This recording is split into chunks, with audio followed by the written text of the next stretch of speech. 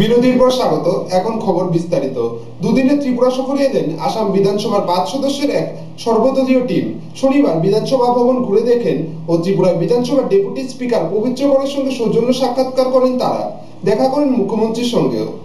আসাম বিধানসভার 5 সদস্যের এক সর্বদলীয় টিম দুদিনের ত্রিপুরা সফরে এসে শনিবার ত্রিপুরা বিধানসভা ভবন ঘুরে দেখেন ও ত্রিপুরা বিধানসভার ডেপুটি স্পিকার পবিত্র করের সঙ্গে সৌজন্য সাক্ষাৎ করেন। দুদিনের এই ত্রিপুরা সফরে তারা ত্রিপুরার বিভিন্ন ভারত বাংলাদেশ সীমান্ত এলাকা ঘুরে দেখেন। মহাকরণে গিয়ে মুখ্যমন্ত্রী মানিক সরকারের সঙ্গে সাক্ষাৎ করেন ও সীমান্ত সমস্যার বিভিন্ন দিক নিয়ে খোলামেলা আলোচনা করেন। আসাম ও ত্রিপুরা উভয় রাজ্যের সঙ্গে রয়েছে দীর্ঘ বাংলাদেশের বর্ডার, তাই যৌথভাবে এই সীমান্ত সমস্যা কী করে সমাধান করা যায় তা নিয়েও আলোচনা হয়েছে। এই প্রতিনিধি দলের নেতৃত্বে ছিলেন আসাম বিধানসভার ডেপুটি স্পিকার ভীমানন্দ তাঁতি। তারা বৃহস্পতিবার ত্রিপুরা এসেছিলেন ও শনিবার তারা ফিরে যান। পার্টি ডেলিগেশন এখানে এসেছি। এখানে আমরা দেখলাম আমরা এখানে চিফ মিনিস্টার অনারেবল মানিক সরকার এগুলোকে আমরা সাক্ষাৎ করলাম। আজকে আমি কলকাতা যাব, তো আমি আমার ডেপুটি স্পিকার সাথে কথা হয়েছিল যে আমরা অ্যাসেম্বলি দেখে যাব, হাউসটা দেখে গেলাম, চা খেয়ে গেলাম। এখন আবার এখন এয়ারপোর্টে যাব। এই আমাদের এখন কিছু নাই, দেখার জন্য এসেছিলাম। আমরা একটু আলাইছিলাম বর্ডার্স এরিয়াগুলো দেখতে। দেখা হয়ে গেল, দেখলাম, এখন যাইতেছি। ব্যুরো রিপোর্ট, খবর ত্রিপুরা। সোনামুড়া মহকুমার ধনপুরে উদ্বোধন হলো প্রাণী সম্পদ বিকাশ দপ্তরের নবনির্মিত পাকা বাড়ি এবং ডেপুটি কালেক্টর এবং ম্যাজিস্ট্রেটের অফিস। ফলক উন্মোচন করেন প্রাণী সম্পদ বিকাশ দপ্তরের মন্ত্রী অগর দেববর্মা। ধনপুরে উদ্বোধন হলো প্রাণী সম্পদ বিকাশ দপ্তরের নবনির্মিত পাকা বাড়ি এবং ডেপুটি কালেক্টর ও ম্যাজিস্ট্রেটের অফিস। ফলক উন্মোচন করে দুটি উদ্বোধন করেন প্রাণী সম্পদ বিকাশ দপ্তরের মন্ত্রী অঘোর দেববর্মা। সাথে ছিলেন সোনামুড়ার বিধায়ক শ্যামল চক্রবর্তী। 35 লক্ষ টাকা ব্যয়ে নির্মিত প্রাণী সম্পদ বিকাশ দপ্তরের নতুন পাকা বাড়িটি। ধনপুর পুরনো পঞ্চায়েতের পাকা ঘরটিতেও যাত্রা শুরু ধনপুর সার্কেলের 4টি তহসিলের 17টি মৌজা নিয়ে ডেপুটি কালেক্টর ও ম্যাজিস্ট্রেটের অফিস গৃহ। এক আনন্দঘন অনুষ্ঠানে চলে উদ্বোধন অনুষ্ঠানটি। মন্ত্রী অঘোর দেববর্মা বলেন,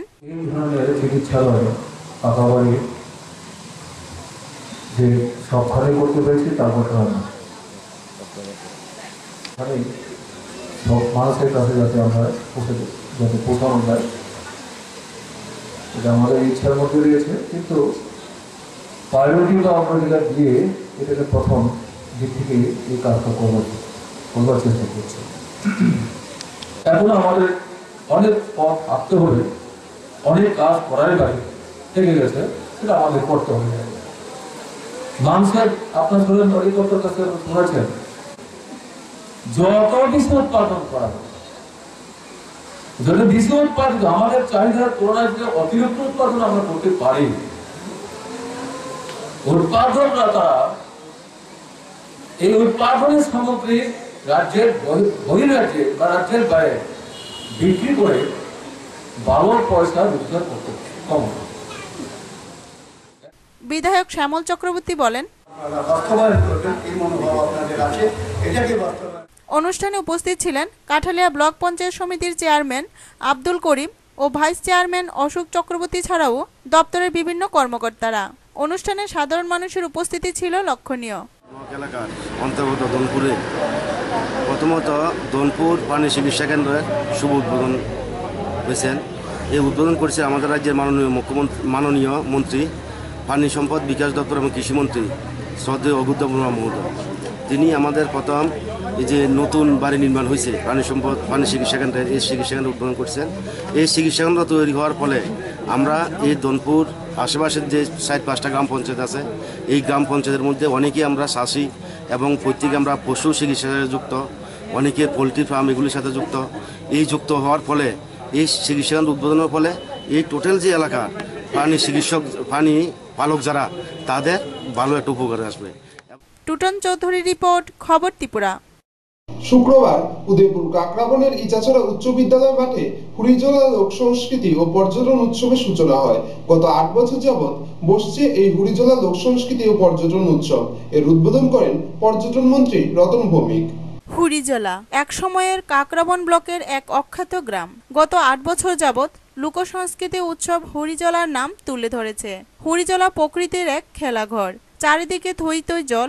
দূর থেকে প্রখর করলে হুড়িজলার মাঝে ছোট্ট ডিঙ্গি নিয়ে মৎস্যজীবীদের দেখা যায় মাছ ধরতে।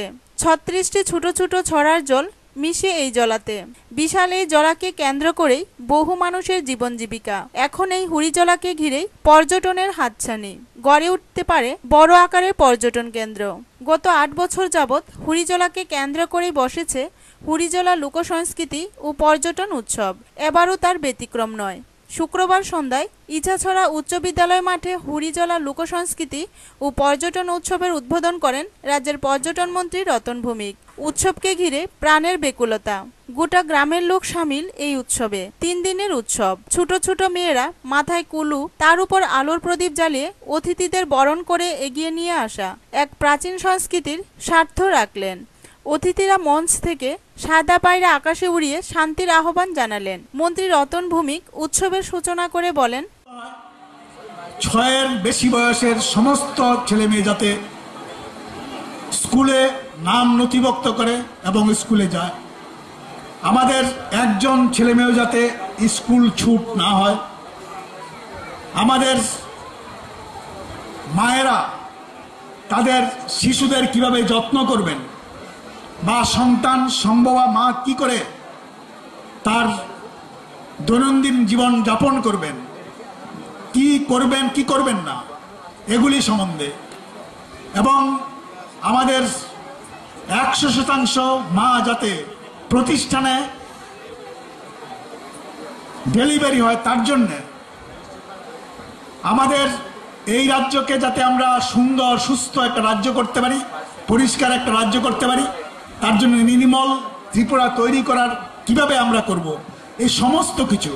আমরা মাছের উৎপাদন কি করে বাড়াবো, কৃষির উৎপাদন কি করে বাড়াবো, আমরা শিল্প ক্ষেত্রে আমাদের কি সম্ভাবনা আছে, কি করতে পারি, এই সমস্ত কিছু আমরা আমাদের এই প্রদর্শনীর মাধ্যমে আমরা তুলে ধরি।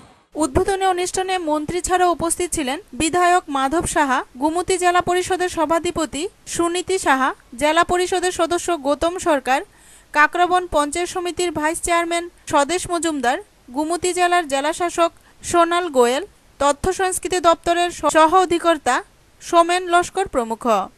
কাকরাবন পঞ্চায়েত সমিতি ও ব্লকের উদ্যোগে হুড়িজলা পঞ্চায়েত, তথ্য সংস্কৃতি দপ্তর এবং ত্রিপুরা পর্যটন উন্নয়ন নিগমের সহায়তায় হুড়িজলা লোকসংস্কৃতি ও পর্যটন উৎসবের স্মরণিকা আবরণ উন্মোচন করেন বিধায়ক মাধব সাহা। হুড়িজলা উৎসবকে ঘিরে খোলা হয়েছে বিভিন্ন সরকারি দপ্তরের স্টল। নানা ধরনের পসরা সাজিয়ে বসেছে শত শত দোকানি। সমস্ত অংশের মানুষের আগমনে হুড়িজলাতেও মিলন মেলা। জলকে কেন্দ্র করে উৎসব। জলের সঙ্গে যারা সম্পৃক্ত সেই জেলেদেরও উৎসাহের ঘাটতি নেই। হুড়িজলাকে ঘিরে গড়ে উঠুক বৃহৎ পর্যটন ক্ষেত্র, চাইছেন হুড়িজলাবাসী। ব্যুরো রিপোর্ট, খবর ত্রিপুরা। নিয়ে নিচ্ছে আবার একটি বিজ্ঞাপন বিরতি, সঙ্গে থাকুন।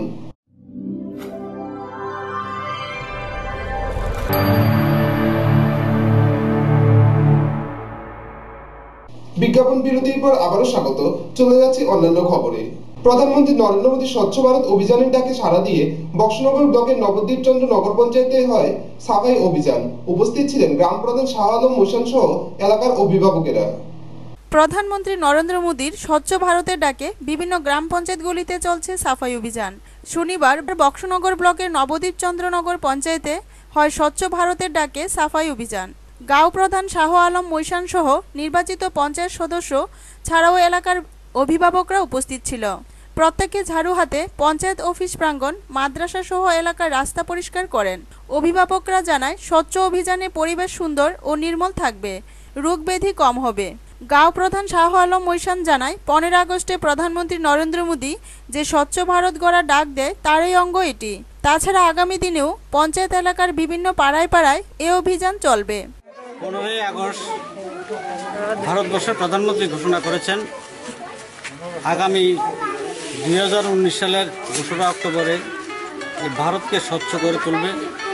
তখন তিনি ভারত স্বচ্ছ হচ্ছে বলে 2019 সালের 2রা অক্টোবর ঘোষণা দেবেন। তারই অঙ্গ হিসেবে আমরা আমাদের এনচিনগর গ্রাম পঞ্চায়েতের এলাকা, আমরা এই এলাকাতে যত সামাজিক সংস্থা এবং শিক্ষা প্রতিষ্ঠান আছে এবং আশাকর্মী থেকে আমাদের অঙ্গনারী ওয়ার্কার এবং হেল্পার যারা আছেন, স্কুলের শিক্ষক, ছাত্রছাত্রীদেরকে নিয়ে আজকে আমাদের যে অভিযান, এই অভিযান আমরা শুরু করেছি। আমরা আগামী দিনও এই আমাদের অভিযান চলবে। তাই ভারতবর্ষের এই প্রধানমন্ত্রীর এই ঘোষণার অঙ্গ হিসেবে আমরা ত্রিপুরা রাজ্যের ছোট্ট একটা এনসিনগর গ্রাম পঞ্চায়েত বক্সনগর ব্লকের অন্তর্গত আমরা সেই কর্মসূচিকে যাত্রা শুরু করেছি। আমাদের এই যাত্রা ক্রমান্বয়ে চলবে। এই কাজে হাত দেয় এলাকার শিক্ষক, অঙ্গনারী কর্মী, পঞ্চায়েত সদস্য থেকে সকল অংশের মানুষ। মাননীয় প্রধানমন্ত্রীর স্বচ্ছ ভারত করার অঙ্গ হিসাবে আজকে আমাদের গ্রাম পঞ্চায়েতের সামনের থেকে সাফাই অভিযান শুরু করেছি। এই সাফাই অভিযান সবসময় চলবে। এই সাফাই অভিযানের কারণ হলো আমাদের পরিবেশ সুন্দর, স্বচ্ছতা থাকবে, অসুখ বিসুখ থেকে মুক্ত হবে, সব কিছু মানে আমাদের পরিষ্কার পরিচ্ছন্ন রাখতে হবে। সবাই মিলে এই কাজ আমরা করব, সবাই এই কাজের দায়িত্ব। এবং আমাদের গ্রামের পরিবেশ যেন সুন্দর হয়, আমাদের গ্রামের পানীয় জলের ব্যবস্থা যেন হয়। আমাদের ব্যুরো রিপোর্ট, খবর ত্রিপুরা। দীপাবলি উৎসবকে ঘিরে চূড়ান্ত প্রস্তুতি নিচ্ছে উদয়পুর মাতাবাড়ি ত্রিপুরা সুন্দরী মন্দির ও মেলা প্রাঙ্গণ। নিজে দাঁড়িয়ে থেকে সব কাজ তদারকি করছেন দীপাবলি উৎসব কমিটির চেয়ারম্যান বিধায়ক মাধব সাহা। দীপাবলি উৎসবকে ঘিরে চূড়ান্ত প্রস্তুতি নিচ্ছে মাতাবাড়ি ত্রিপুরা সুন্দরী মন্দির ও মেলা প্রাঙ্গণ। আলোর উৎসবকে আলোতে ভরিয়ে তুলতে নানান বাহারের আলোর সমারোহ। জাতীয় সড়কের ফুলকুমারী থেকে মাতাবাড়ি, চন্দ্রপুর থেকে মাতাবাড়ি উভয় দিক থেকেই করা হয়েছে ব্যাপক আলোর ব্যবস্থা। বসে গেছে আলোর রোশনাইয়ের জন্য বড় বড় 4টি ইলেকট্রিক গেট। তেমনি মূল মন্দিরের রঙের কাজ শেষ হয়ে গেছে ইতিমধ্যেই। হাতে ও মেশিনে শ্রমিকরা মন্দিরের রঙের কাজ করছে। মন্দিরের প্রবেশপথে দুদিকে সিঁড়িকে টাইলস এবং মার্বেল পাথরে নতুন করে তৈরি করা হচ্ছে। সব মিলিয়ে 23 ও 24 অক্টোবর সম্প্রীতির মিলন উৎসবের জন্য চূড়ান্ত প্রস্তুতি নিচ্ছে মাতাবাড়ি। দীপাবলি উৎসব কমিটির চেয়ারম্যান বিধায়ক মাধব সাহা নিজে দাঁড়িয়ে থেকে তদারকি করেছেন কাজে। সব জায়গায় সব কাজ ঠিকঠাক হচ্ছে কিনা ঘুরে ঘুরে দেখছেন। 23 ও 24 অক্টোবর দেওয়ালি মেলা হলেও এবছর 20 এবং 21 অক্টোবর দুদিনে Tripura Sundari dance and music festival হবে। তাই 20 অক্টোবর থেকেই মাতাবাড়িতে শুরু হয়ে যাবে উৎসবের আমেজ। তাই তার আগেই সমস্ত কাজ গুছিয়ে নিতে চাইছে উৎসব committee. Tripura Sundari dance and music festival 20 October সন্ধ্যায় মন্দির চত্বরে উদ্বোধন করবেন রাজ্যপাল পদ্মনাভ বালাকৃষ্ণ আচার্য। গোটা মেলার প্রক্রিয়া সম্পর্কে বিধায়ক মাধব সাহা বলেন, আগামী 23 এবং 24 অক্টোবর দীপাবলি উৎসব উপলক্ষে মাতাবাড়ি ত্রিপুরেশ্বরী মন্দিরকে কেন্দ্র করে উত্তর পূর্বাঞ্চলের সর্বশ্রেষ্ঠ যে মিলন মেলা, এই মেলা শুরু হবে। 24 তারিখ পর্যন্ত মেলা চলবে। আমাদের ধারণা এই মেলায় পুণ্যার্থী এবং পর্যটক মিলে চেষ্টা করছি। আমাদের রঙের কাজ প্রায় শেষের পথে। মন্দিরে রঙের কাজ চলছে, আজকে মন্দিরে রঙের কাজ চলবে। আমাদের যে ধন্যমাণিক্য মুক্ত মঞ্চ রয়েছে, মুক্ত মঞ্চে এবার আমরা একটা নতুন করে পার্মানেন্ট নেচারের শেড করছি। আমরা এই শেডের কাজও আগামী 1-2 দিনের মধ্যে শেষ হয়ে যাবে। আমাদের মাতারবাড়ি কল্যাণ সাগরের দিকে যেতে, মাতাবাড়ি টেম্পল কমপ্লেক্স থেকে কল্যাণ সাগরের যে দিকে যেতে যে সিঁড়িটা আছে, এটাকে আমরা মডিফিকেশন করে টাইলস এবং মার্বেল পাথর দিয়ে সাজাবার চেষ্টা করছি। আমাদের ভিআইপি রুমের সামনে সব মিলিয়ে নতুন সাজে সেজে উঠেছে মাতাবাড়ি। নতুন আলোর নতুন রঙে লক্ষ লক্ষ মানুষকে দীপাবলি উৎসবে আনতে প্রস্তুত মাতাবাড়ি ত্রিপুরা সুন্দরী মন্দির। মাতাবাড়ি মন্দিরে রঙের কাজটা তাড়াতাড়ি করার জন্য মেশিনের সাহায্যে এবং শ্রমিকেরা হাতে দুইভাবেই কাজটা চলছে। কাজটা যাতে দ্রুত সম্পূর্ণ করা হয়, অনেক লেবার লাগিয়ে কাজটাকে তাড়াতাড়ি সম্পূর্ণ করার জন্য চেষ্টা করছি। আশা করি আজকের মধ্যে মন্দিরের রঙের কাজটা সম্পূর্ণ হয়ে যাবে। ব্যুরো রিপোর্ট, খবর ত্রিপুরা। স্বচ্ছ ভারত মিশন কর্মসূচির অঙ্গ হিসেবে শনিবার বক্সনগর ব্লকের অন্তর্গত মতিনগর গ্রাম পঞ্চায়েতের উদ্যোগে সংগঠিত হয় এক সাফাই অভিযান। এদিনের কর্মসূচিতে অংশগ্রহণ করেন সোনামুড়া মহকুমা শাসক সুভাষিস দাস। স্বচ্ছ ভারত মিশন কর্মসূচির অঙ্গ হিসেবে সারা দেশের সাথে রাজ্যের বিভিন্ন স্থানেও চলছে বিভিন্ন উদ্যোগে সাফাই কর্মসূচি। এরই অঙ্গ হিসেবে শনিবার বক্সনগর ব্লকের অন্তর্গত মতিনগর গ্রাম পঞ্চায়েতের উদ্যোগে সংগঠিত হয় এক সাফাই অভিযান। এতে অংশগ্রহণ করেন পঞ্চায়েত সদস্যা, মতিনগর দ্বাদশ বিদ্যালয়ের ছাত্রছাত্রী, বাজার কমিটি, অঙ্গনওয়াড়ি কর্মী, আশাকর্মী সহ সকল পেশার লোক। এদিনে সাফাই কর্মসূচিতে নেমে বাজার, রাস্তাঘাট, মতিনগর প্রাথমিক স্বাস্থ্যকেন্দ্র সহ বিভিন্ন স্থানে সাফাই করা হয়। এদিনে সাফাই চলাকালীন এই কর্মসূচিতে যোগ দেন সোনামুড়া মহকুমা শাসক সুভাষিস দাস। তিনি কথা বলেন সাফাই কর্মসূচিতে অংশগ্রহণকারীদের সঙ্গে এবং নিজেও ঝাড়ু হাতে সাফাই করেন। মতিনগর পঞ্চায়েতের এক সদস্য জানান, ভারতের প্রধানমন্ত্রী নরেন্দ্র দামোদর ভাই মোদী আমাদের যে স্বচ্ছ ভারত কর্মসূচি রূপায়ণের জন্য যে প্রকল্প আমরা হাতে নিয়েছি, সেই প্রকল্পের মধ্যে আমাদের মধ্যে উপস্থিত আছেন আমাদের পঞ্চায়েত সদস্যা, সেখানে স্কুলের মতিনগর দ্বাদশ স্কুলের ছাত্রছাত্রী, শিক্ষক এবং আমাদের পঞ্চায়েত কর্মকর্তারা, বিশেষ করে হসপিটাল কর্তৃপক্ষ, এসডিএম সাহেবও আমাদের এই কর্মসূচির সাথে সেই অংশগ্রহণ, সবাই সর্বতোভাবে আমাদের এই কর্মসূচিকে বাস্তবায়ন করার জন্য সর্বতোভাবে সহযোগিতা করেছেন এবং আমরা সাফল্যের সাথে আমাদের যে কর্মসূচি সেটা আমরা পালন করতে। রতন দাসের রিপোর্ট, খবর ত্রিপুরা। বিশালগড় কোর্টের বার অ্যাসোসিয়েশনের সদস্য আইনজীবী অসীম পালকে বরখাস্তের দাবিতে শনিবার এক সাংবাদিক সম্মেলন করে বার অ্যাসোসিয়েশনের সকল সদস্যবৃন্দ।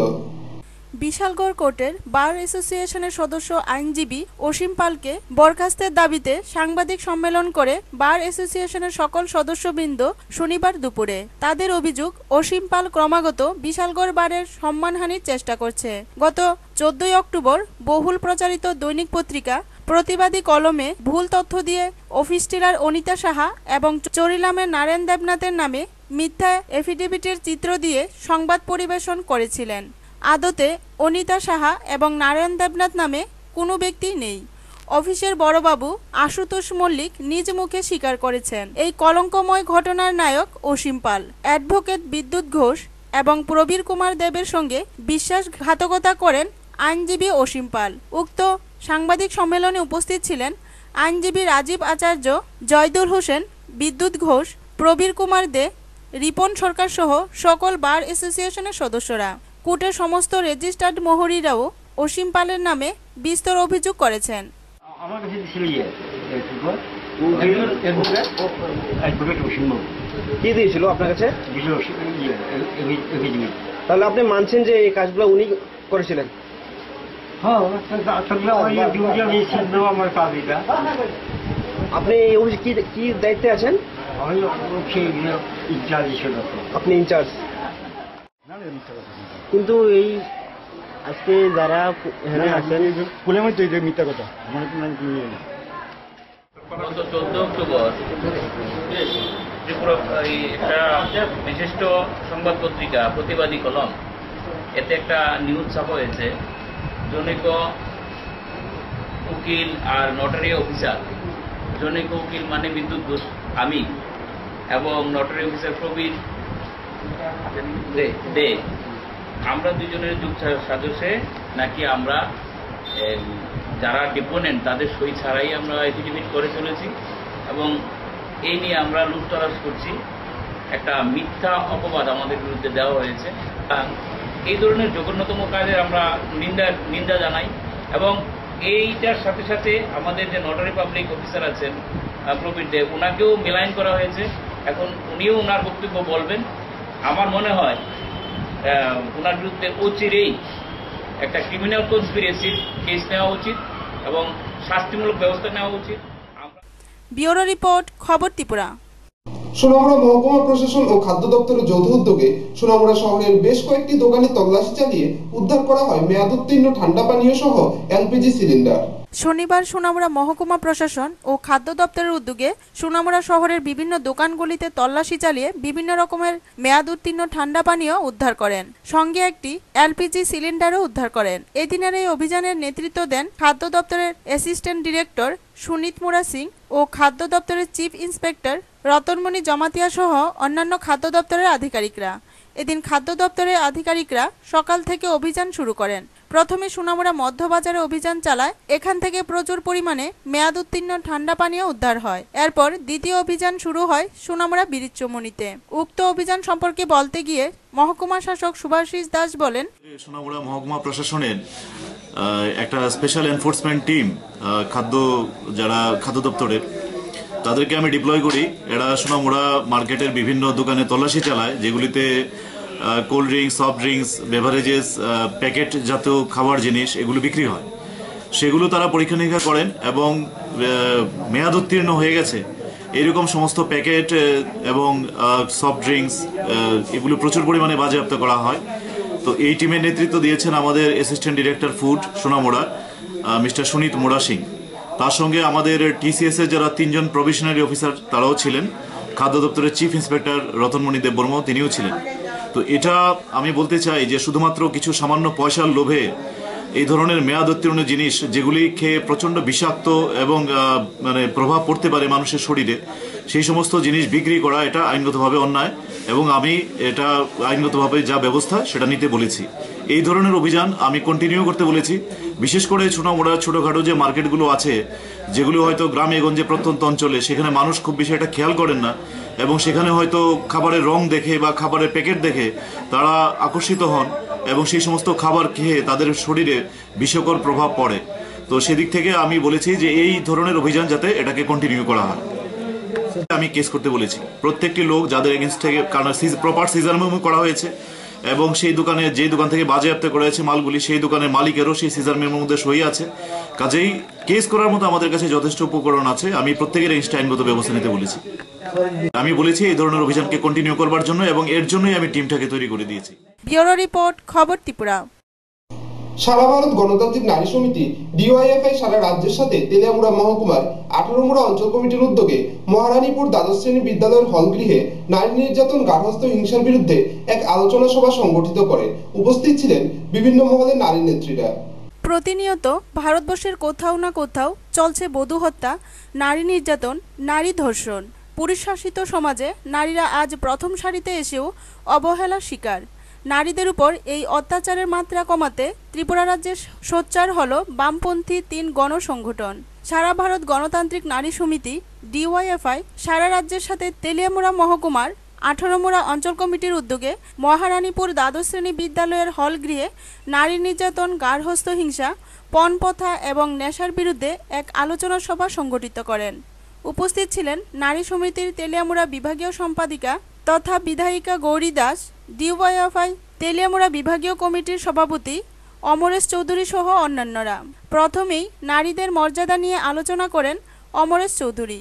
এরপর আলোচনা করেন বিধায়ক গৌরী দাস।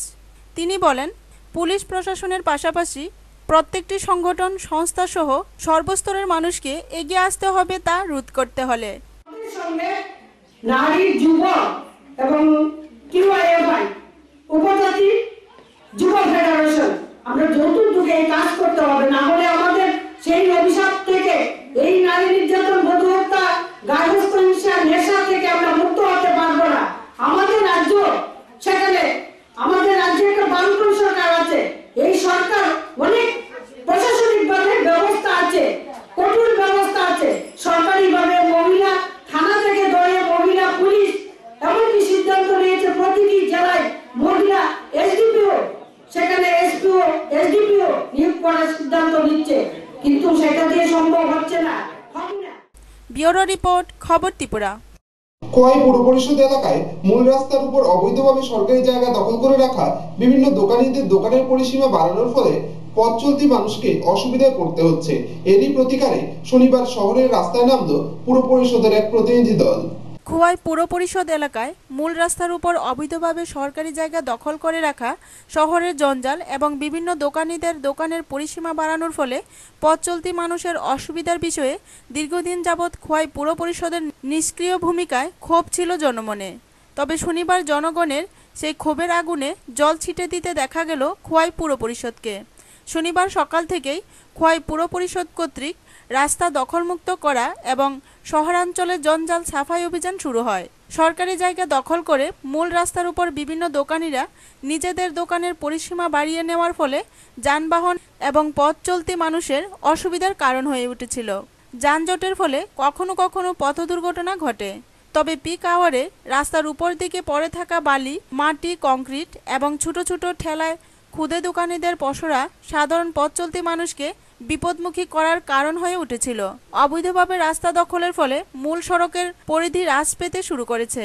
এমতাবস্থায় খোয়াইবাসীর বহু প্রতীক্ষিত প্রত্যাশা পূরণে শনিবার শহরের রাস্তায় নামল পুর পরিষদের এক প্রতিনিধি দল। শনিবার দুপুর অবধি প্রায় 10,000 টাকা জরিমানা করা হয়েছে কতিপয় গানহীন শহরবাসীকে।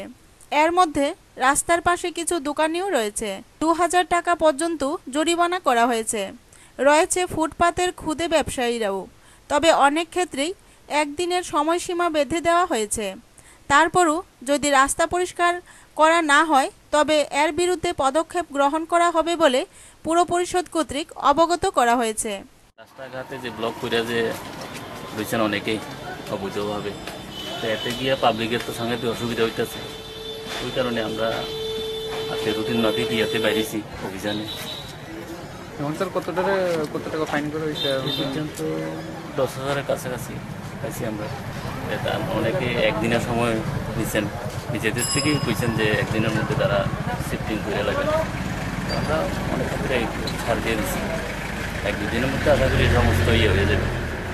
সকাল থেকে এসে গণকির থেকে আরম্ভ করছি, পুরোটা টাউন করানোর ইচ্ছে আজকে।